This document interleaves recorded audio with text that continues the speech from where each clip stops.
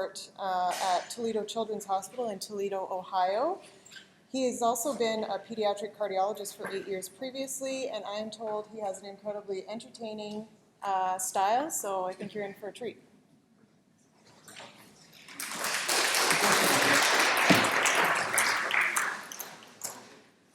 Good morning. Bjorn, thank you so much for inviting me. This is my first visit to Edmonton, and I'm very excited. When we land here, we're going up to just the national park, so if you hear the hiker got lost, send help, it's probably me. This morning we've heard all about high-frequency ventilation, and we're going to change gears a little bit. And we're going to go and explore a little bit about that mode of conventional ventilation. Before I get started, I just want to ask how many in the room here use NAVA on a routine basis in their NICUs or PICUs? Just a few. How many have used it at any particular time? Okay, so that's this side of the room. This side of the elevator. And how many have never heard of NAVA before and have no idea why they're at this conference? All right. So, here's my little clicker. All right, so what I'm going to do this morning is I'm going to introduce what NAVA is and then present the data that we have so far that goes along with it and talk a little bit about this. I am on the Speakers Bureau for McKay. I get an honorarium to speak on occasion. I'm going to speak strictly about products made by McKay. Unfortunately, NAVA is not something that I can do generically because only one company makes it. And I received no financial support for any of the research that I've done to collect the data, and I have no ownership in the company, unfortunately. So to review, neuroventilatory coupling. The signal starts in the central nervous system, goes down the phrenic nerve, and it goes to the diaphragm. The diaphragm gets excited and it contracts. At that point, the chest wall starts to expand. And when the chest wall starts to expand, we start to suck air in. When there's that sucking motion of the active inspiration, this sends a message to the ventilator, and a little valve in the ventilator opens up and says to the ventilator, the patient is taking a breath, and that flow trigger then tells the ventilator to assist the patient and give a breath in synchrony with the patient's initiation of the breath. Now, as you can see, this occurs at the very end of the neuroventilatory cascade, and as a result, there's an inherent trigger delay built in there. So when the diaphragm actually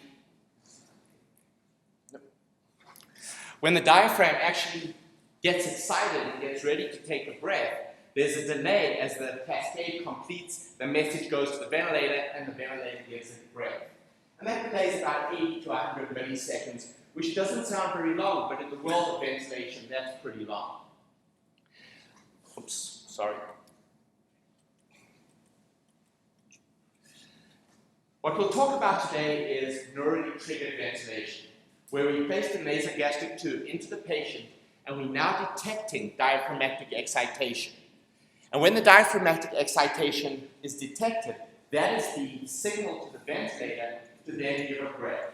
Not only does it give a breath when it sees the beginning of neural excitation, but this breath is given depending on the amount of neural excitation that's given, so the size of the breath, and also how long the neural excitation is present, so the duration of the breath. So what we're going to do is compare conventional ventilation to neurally triggered ventilation. And boy, the formatting is getting me too. So this is supposed to come up one at a time, so don't look at anything down here. So in conventional ventilation, the patient controls the initiation of the breath, and therefore in some modes they can control their rate.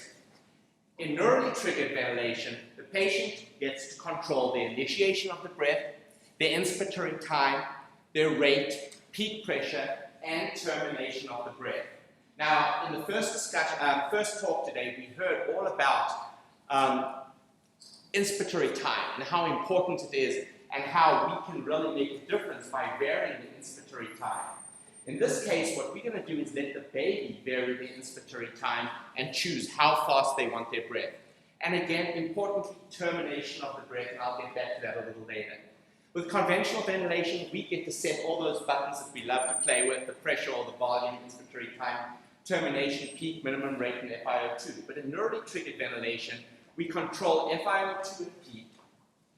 And then 3 new things we learned about: the NAVA level, the apnea time, which is just another way of actually looking at a minimum rate for the baby, and then the peak inspiratory pressure alarm. And I'll spend a little bit of time on a couple of those in a few moments. So synchrony in flow-triggered ventilation is only for initiation of the breath. That's the way it was designed.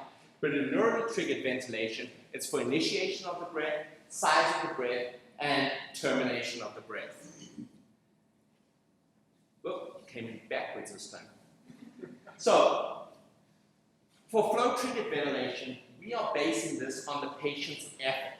The patient actually has to move air for the ventilator to have that flow trigger triggered. Whereas in neurally triggered ventilation, it's based on the pressure the patient's drive. Once that signal gets to the diaphragm starts to contract, that's what the ventilator sees, irrespective of whether the baby is able to move air or not. So when the baby is breathing, the baby is synchronous in conventional ventilation for initiation of the breath only. But when a baby is not breathing in conventional ventilation, then they go into pressure or volume control, whichever you have set as your backup type of ventilation. In neurally triggered ventilation, when they breathe, they're synchronous for initiation, size, and termination. But when they apneic, they default to pressure control ventilation. So an apneic baby, whether they're in conventional ventilation or neurally triggered ventilation, gets exactly the same backup ventilation when they're apneic. It's when they're breathing that the synchrony becomes different. Now, this is the 3rd time I've thrown the word termination up onto the slide. Termination is one of the most important safety features of neurally triggered ventilation. So if I ask everyone in the room to take a deep breath. Okay, deeper. Deeper. I want to see if anybody can get a pneumothorax. I want to go to maximal inspiration. Now, can you give yourself a pneumothorax? Okay? No, we really should not be able to. I do have a test tube in my bag in case when I use this example something bad happens, but it hasn't yet. We don't give ourselves a pneumothorax because what happens is when our lungs reach a certain level of optimal maximal inflation, we send negative feedback back to our brain and we say, that's it. So even though I'm standing here saying, breathe deeper, so your frontal cortex is saying, breathe deeper, your brainstem is saying, enough. The Herring-Brewer reflex kicks in, turns the brainstem off, and your frontal lobe can scream for as much more you want to suck in. Your brainstem's not going to let you do it. So for the babies to be able to control the determination of their breath means that when their Herring-Brewer reflex kicks in, they no longer send a signal down to their diaphragm and the ventilator terminates the breath. So the question then is, in a 25, 26 weeker, do they have a Herring-Brewer reflex? We'll get back to that later. So what I'm going to talk a little bit about is a couple of the settings that we learned about when we first started using NAVA. We had no idea these existed. And as time went on, we've learned that these are not what we thought was the peak pressure alarm, but rather this is a ventilator setting. So, case presentation. A 32-weeker came in, primary C-section for maternal PIH, so the baby wasn't prepared for being pulled out of the uterus. 1.8 kilos, APGAR 7 and 8. At 8 minutes, developed grunting, retractions, and was put on a CPAP of 5. Chest X-ray showed mild to moderate RDS. This is probably a baby that you see 3 to 4 times a week in any of your neonatal ICUs. Very straightforward baby. Brought the baby to our unit, and in panel 1 over here, you can see that we put the baby onto a CPAP of 5. The black line, as you follow it, is going to be the pressure. The yellow line is respiratory rate, and the red line is going to be the EVI, or the electrical activity of the diaphragm, which is the signal that's going from this nasogastric tube with electrodes in it to the ventilator to tell the ventilator when and how much of the breath to give. So we're going to look at the patients in essence, respiratory drive, pressure, and rate. Now, until we get to this area here where we measure the respiratory rate invasively, this respiratory rate is all being measured non-invasively from a flow trigger. So it's very inaccurate and don't pay any attention to it. So we put the baby on CPAP of 5 and we got a blood gas. And as you can see, the blood gas is 7.05, 98 to minus 8. Now we are very big believers in permissive hypocarbia, but this is well out of our comfort zone. And we then decided we would probably intubate this baby, but we had just got NAVA, non-invasive NAVA, and as Dr. Kessler said, intensivists who get new toys want to use them even if there isn't a lot of data to back them up. So we pulled it in and we put the patient on NAVA. So the first thing we did was put them on non-invasive ventilation. And you can see we picked relatively low pressures, 14/5 and a rate of 40. And when we put them onto NAVA, non-invasive NAVA, we put them onto a PEEP of 5, and this baby ended up with a pressure limit of 20. Now, I didn't know what this meant. What happened was when they were put onto a pressure of 14/5, the respiratory therapists came in and they set a peak pressure limit. Are there therapists in the room? Put your hands up and I'm going to ask you questions.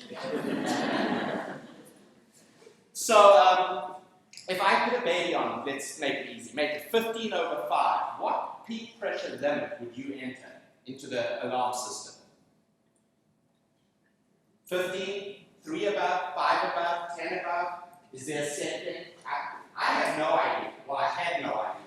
But what I learned was in our unit is that every therapist picked a magic number and set it above whatever pressure I wrote for, because it was an alarm. So if that baby took a pressure of 17, I would want to know about it. Something's wrong with the ventilator or something's wrong with the baby. But if I'm setting the pressure at 14, that's what the baby should be getting. And anything different to that is abnormal and I need to know about it. So that's where they set the alarm. So they set it, in this case, 6 above what I set. So when we put the baby onto NAVA, the pressure limit was 20. The way the ventilator is built is that the pressure pops off at 5 below whatever you set this number at. So you can see in panel 3 here, when we're on NAVA, the pressure is limited to 15 all the way across. Yet our respiratory drive, we haven't really gone into details with this, the normal level in a comfortable baby is somewhere between about 5 and 10 microvolts for EDI.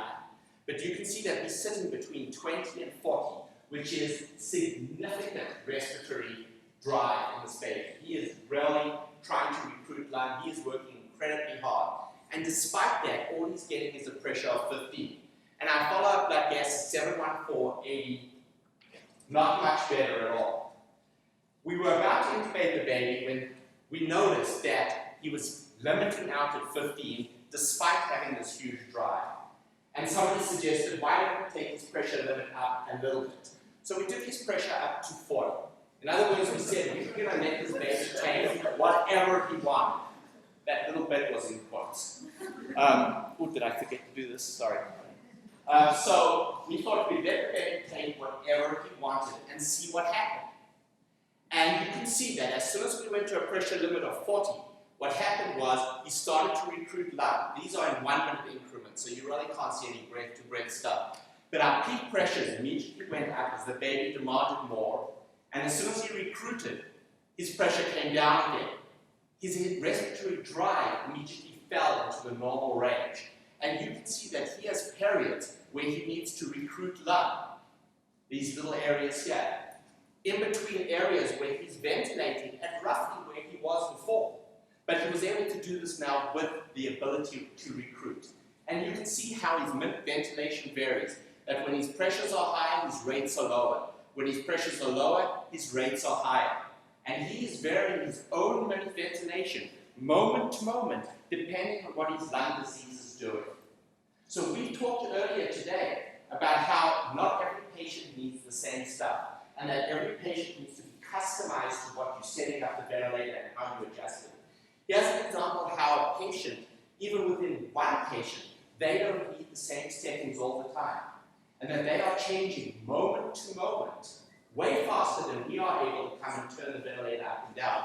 They are able to wean themselves. And if you watch their EDI over time, this has actually dropped from about 10 down to 5. So their respiratory drive has become lower and lower as he's recruited lung, and his respiratory rate for being tachypnic has come all the way down.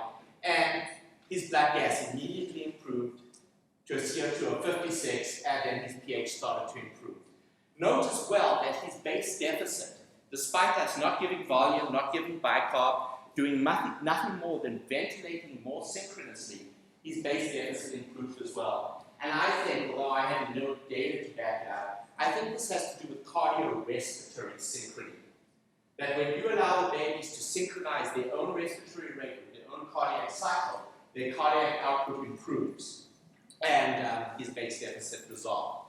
So from this we learned that it's very important not to limit the baby's peak pressure, and this should not be an alarm setting, but rather should be a ventilator setting that the bedside caregiver chooses to how high you want this pressure to go.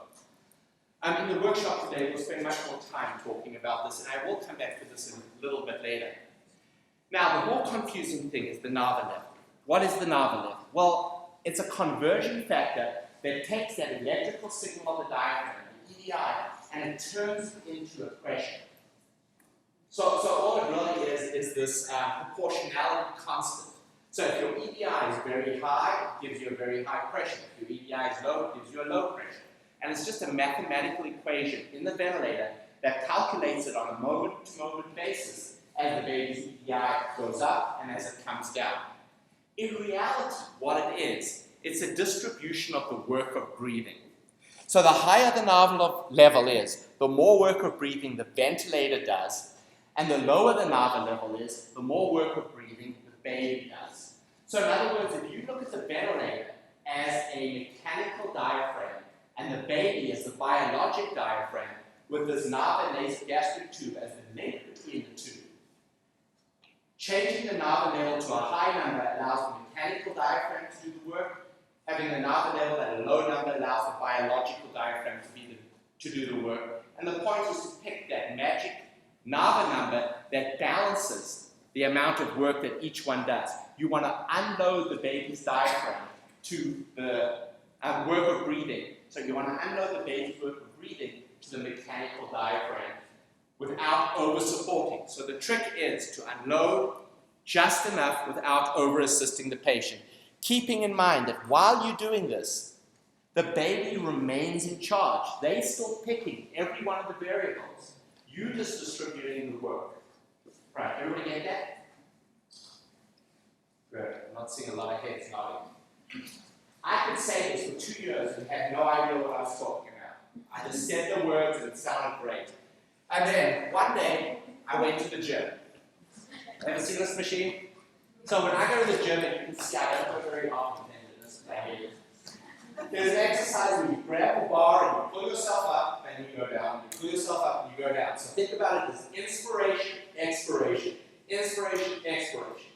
When I'm doing pull-ups, I lie there and I do just like my baby with RDS. The first thing I start doing is grunt. And I still can't do it. So then I start using accessory muscles. I bend my knees, I bounce, and I do everything I can to cheat, to get that inspiration, because I don't have enough strength. I need help with my work of pull-ups. So in our gym, we have this machine. It's a cheating machine. Do you guys have any kind of that?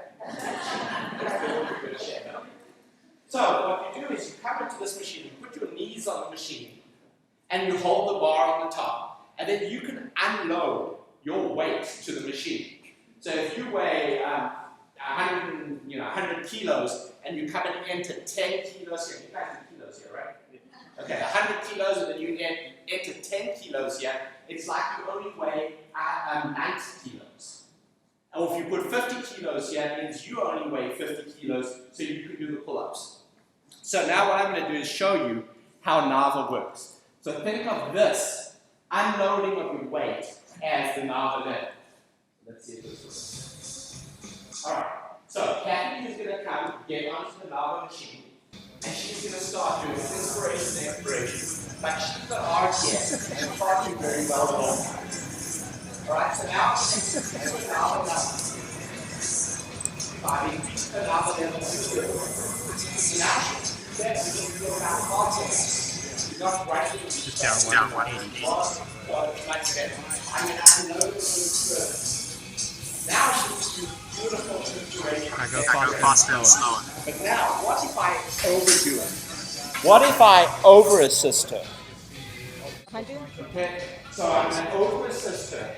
Is she going to shoot off the top of the machine that's in ceiling? No, what's going to happen is, even though she'll just go to the top, her work of breathing or her effort drops down to almost nothing. Okay, I got to stop this. Hold on. Whoops. I had to put the brakes on it because I'm going to show something else with it in a moment.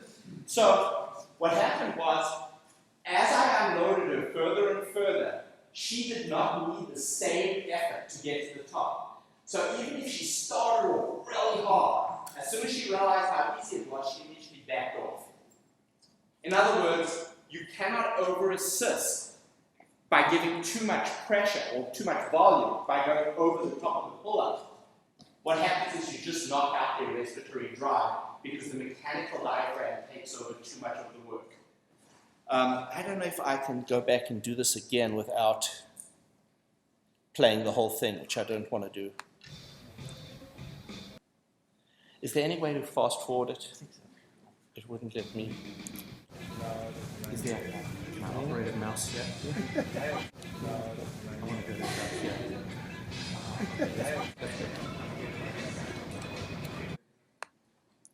Okay, so don't play it yet.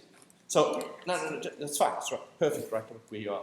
So what we've done now is... Can I just touch it? Yeah, just touch it. Can I just touch it? Yeah, just touch it. So then pressure limited. So it doesn't matter how easy this is for Kat to do the pull-ups, she can't get any higher than where I'm pressure limited. And therefore she's going to develop atelectasis because she's never going to be able to recruit those areas of her life. Does that make sense? So it's a pretty simple concept of what the NAVA level is. Okay, it works great in the gym. It doesn't actually work on babies. So what we did was we did a titration study where we took babies and we put them on NAVA, started at a NAVA level of 0.5, and every 3 minutes we increased the NAVA level all the way up to 4. So we gave increasingly more support.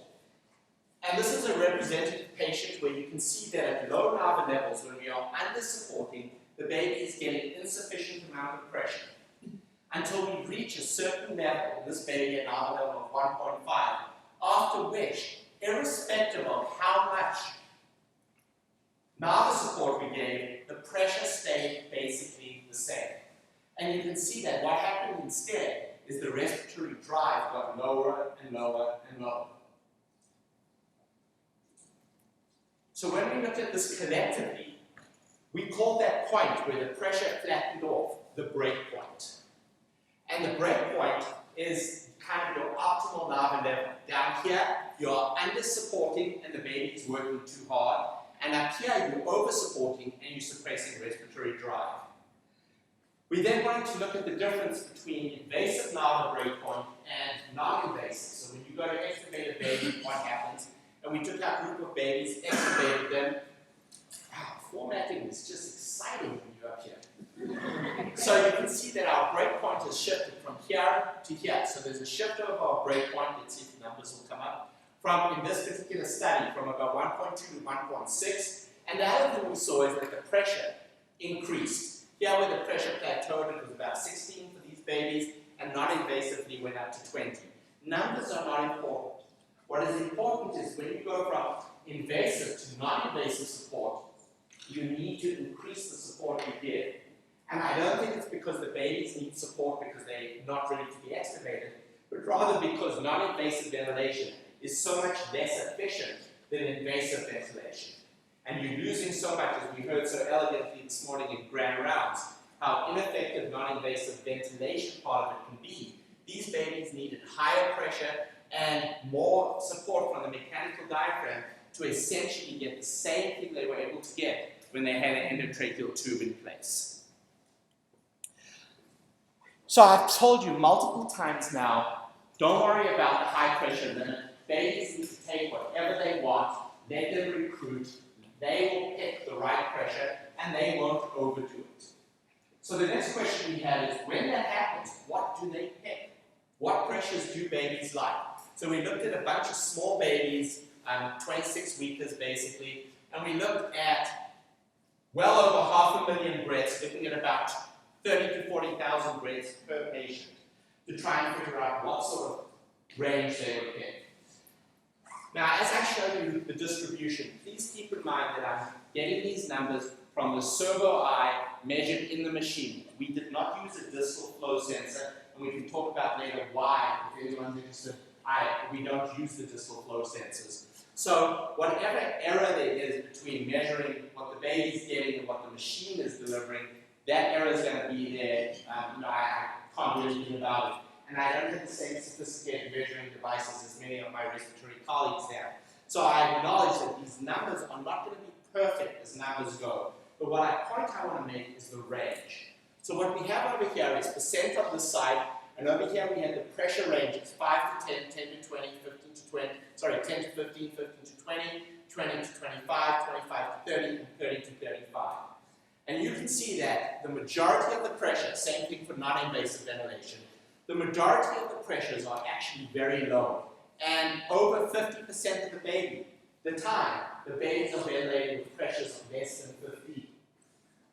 So my concern would be is if I put this baby on a pressure of 20 over 5, which would be a typical starting point in our NICU, we would be over-ventilating, giving too much pressure on about 50+% of the breaths. On the other hand, we would be under-ventilating for about 10% of the breaths. And I strongly believe, just from watching many of these babies, that these 10% that are on the high end, not very many of them, 1 out of 10 breaths, but these are essential to allow 5 out of 10 breaths to be on the very low end. Same thing we see non-invasively. And for the volume group, we did the same thing looking at our volume distributions. And again, don't focus that much on the exact numbers on the bottom, but rather on the concept that allowing the babies to take high tidal volumes for very brief periods of time, 1 or 2 breaths at a time, allows them to spend the majority of their time, well over 50%, on very low tidal volumes. Now, when we talked about volume guarantee and tidal volumes, nobody's talking about exact numbers. Everybody's talking about ranges 2 to 3, 3 plus or minus 0.6. It's all variable. And the reason it's variable is that every baby is different. And the other reason it's variable is that within one baby, it differs constantly. And you can see how these babies, from breath to breath, have different needs. And this allows them the opportunity to have truly personalized ventilation using continuous feedback to their chemoreceptors and baroreceptors as they ventilate themselves. From a synchrony standpoint, this is the summary slide that I got from Jennifer Beck. Looking at synchrony, and what she did was look at the asynchrony index, which is what percent of the breaths were asynchronous. This is on NAVA, and this is on conventional ventilation. These are adult studies up here, infant studies down here. Bottom line is, on conventional ventilation, she had about 28% asynchrony. And remember, that is looking only at initiation of the breath, because that's the only thing the flow trigger does. And on neurally triggered ventilation, there was about 5% asynchrony, but that includes initiation, size, and termination of the breath. So I'm pretty convinced that NAVA works. In other words, it does what it's supposed to do. But that's not really the question that we're talking about today at all. The real question is, so what? Is this just one more toy for us to play with, or does it really make a difference? The short answer to that is, I definitively don't know. However, I'm going to try and give you some indirect evidence. So what we did was we took out babies that are in the VON database. Are you guys in ICHD or VON? Or none? CNN. Oh, CNN. CNN? Canadian News. Really? We have a CNN as well, but they don't do any of this. All right, so we took our babies less than 1,500 grams, and I compared them to level 3B NICUs, which is what we are, which is NICUs that do everything except cardiac surgery and ECMO. In the timeline events that were relevant to us, in 2008, we moved in from a big dorm room NICU with 30 beds in a room to single bed NICU, and just a change like that can change outcomes. In 2008, we also got NAVA. In 2009, we joined the Ohio Perinatal Quality Collaborative, and their goal was to reduce PICC line infections. And I present that because if you've got way less septic babies, I think that makes your outcomes in general much better. So I think that this plays a role in the rest of the data I'm going to show you as well. And then in 2010, we got non-invasive NAVA. So the first thing over here is you can see that over the 6 years I'm going to show from 2007 to 2013, we had a significant change in our practice. If you had asked me when I collected this data in about 2012, and you had said to me when I started collecting it, how often were you intubating babies back in 2007 who were under 1,500 grams? And I would have said to you, about 50% of the time. When I pulled the data out, I was horrified that about 85% of our babies saw an endotracheal tube for a period of time under 1,500 grams. And you can see we were way ahead of the Vermont-Oxford network, 50th percentile, which is what the dotted line is. And over time, we have worked very aggressively to reduce that. And now we're down to about 45%, and the majority of those babies are certainly our 23 to 26 weekers that are seeing the endotracheal tubes.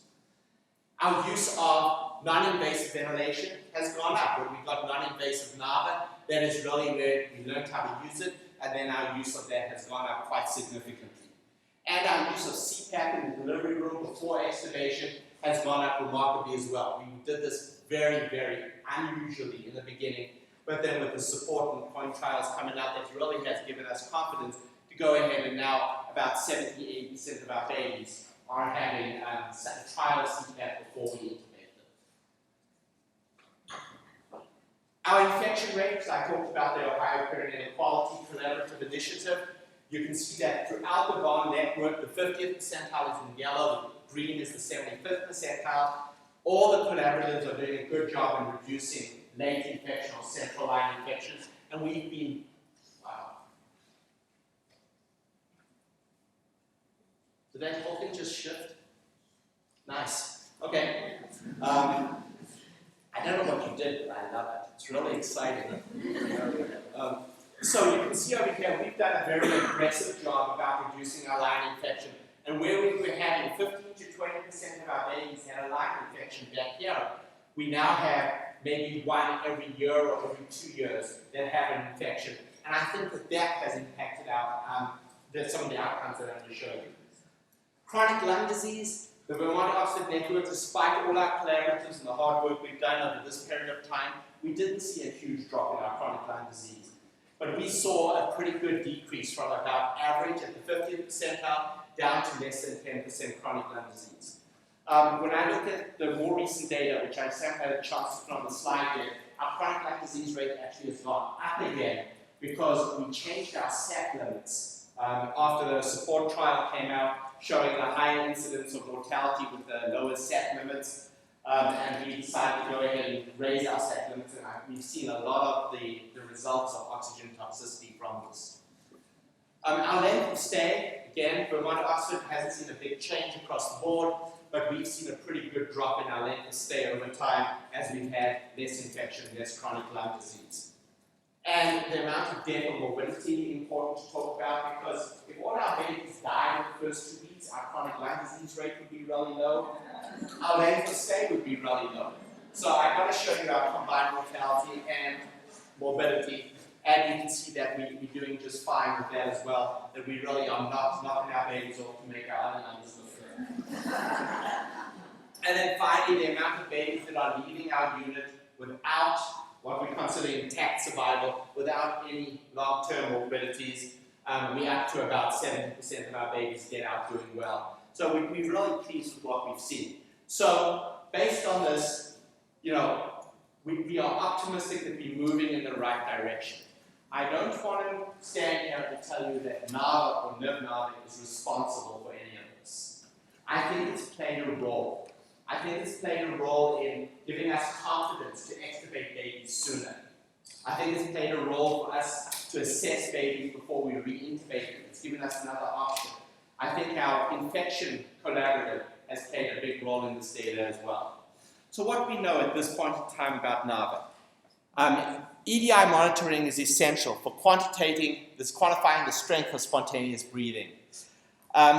Unloading the diaphragm, detecting patient ventilator asynchrony, detecting central apnea and its therapy, detecting if we're over-assisting a patient or over-sedating a patient, and looking at some respiratory metrics.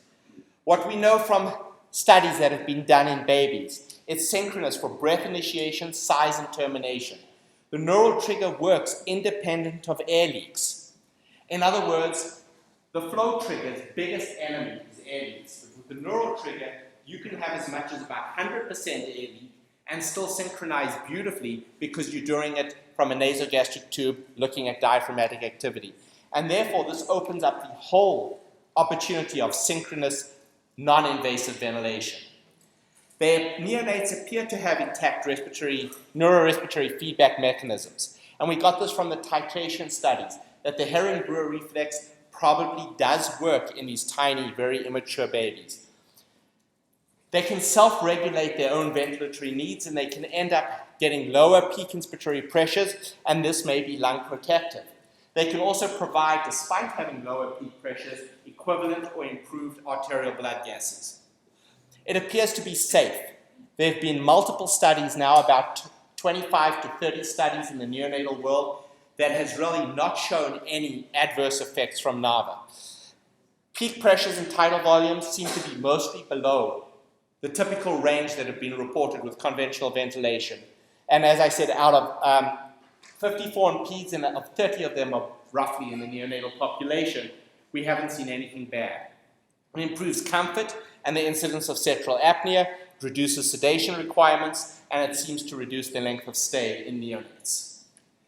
So, does it make a difference? Maybe. The key thing now is going to be multi-center trials. And actually, I'm very lucky to have support from people in the audience today with Dr. Kessler and Dr. Dunn, who are part with Kim Firestone and myself on a steering committee to look at a non-invasive NAVA trial. And we have really written up a nice protocol. We're working on the funding part of it at this point in time. And we're hopeful that by this time next year, we will be well into recruiting sites who are NAVA users who would like to be part to answer the question, does it prevent intubation? Does it increase our chances of extubating babies? Does it decrease chronic lung disease? Does it improve our outcomes? And can we do this with lower costs? Thank you.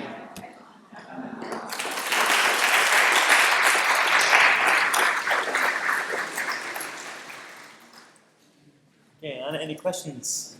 There's one here.